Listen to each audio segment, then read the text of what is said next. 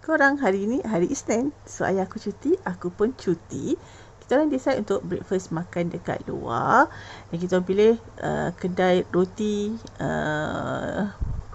roti payang lawan dia kari kambing. So sementara tunggu tu aku sempatlah tengok akak ni buat, cara dia buat macam mana. And boleh kata dalam 20 minit jugalah aku tunggu sebab ramai, beratur panjang, lagi-lagi cuti sekolah kan. So dah dapat makanan, kita tengok wow kan kari kambing dia, roti dia pun lembut. Jom kita try sedap ke tak. Okay, ni first time aku try jugalah makan dekat sini. Aku tak pernah makan lagi sebelum ni. So bila masuk dalam mulut, okay, roti dia lembut. Kari tu ada rasa, kambing pun rasa sedap. Cuma ada manis sikit. Lepas tu aku makan pulut panggang juga. And then aku makan ketupat juga. So ketupat dia paling sedap lah dekat mulut aku. Maybe kalau dia buka tempah untuk raya, kita boleh order. Okay.